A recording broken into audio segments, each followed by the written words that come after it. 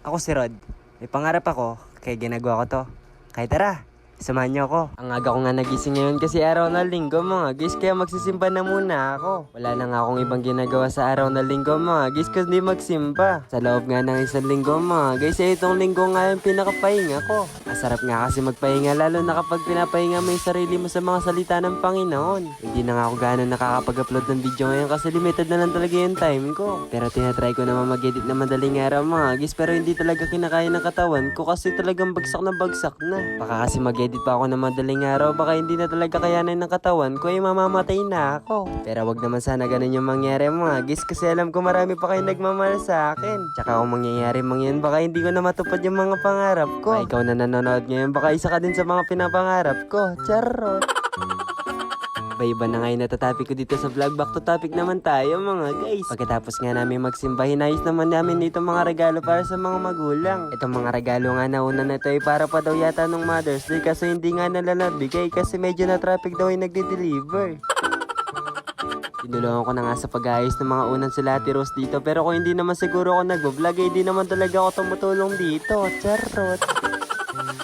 Lambot nga nito mga una na in-order nila, nagustuhan ko nga yung texture nito. Pero mas magugustuhan ko nga ito mga guys kapag binigyan nila sa akin yung isa, para naman may mayakap ako sa kwarto ko kahit unan lang. Laban na guys nga kami ng mga unan dito mga guys. Si Ate Rose naman dito ay gumawa siya na eksena para naman daw sumaya kami.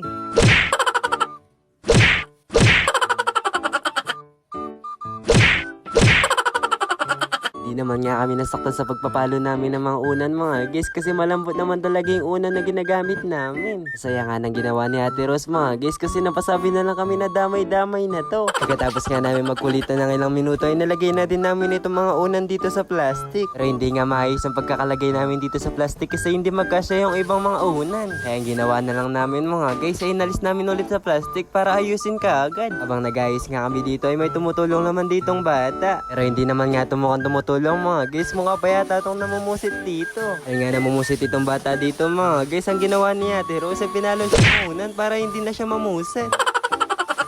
Dahil nga doon sa pagpalo ni Ate Rose dito sa bata, yun lalo nainis yung bata, kaya nagbardagulan sila. Charot! Pero pagkatapos nga nila magbardagulan mga guys, ay umalis kaagad yung bata kasi napayak yata ni Ate Rose. Charot! Pero pagkatapos nga namin ayusan itong mga unan mga guys, ay nauna na din ako sa kanila para manood naman ako ng mga vlog ko. Namimiss ko nga yung mga iba kong vlog mga guys, kaya papanoorin ko na muna. Abang pinapanood ko nga itong mga vlog ko mga guys, ay napapaiyak ako kasi ang dami na palang nangyari. Dahil nga sa pagbablog ko mga guys, ay ang dami ko na din palang mga rugol na napuntahan ko kahit hindi ko pa napupuntahan dati. At dahil nandito sa vlog, ang dami ko na din mga taong nakilala, lalo na yung mga vlogger. At isa din pala sa mga naging way itong pagbablog ko mga guys, kasi nakakatulong ko sa mga taong walang wala. Pero hindi ko na nga binibidyoan yung pagtulong ko sa mga taong walang wala mga guys, para makaiwas na lang ako sa issue dito sa social media. Pagkatapos ko nga panoorin yung mga video ko dun sa YouTube, ay pumunta na din ako dito sa kwarto para makapagpahinga na din. Kaya ayun lang.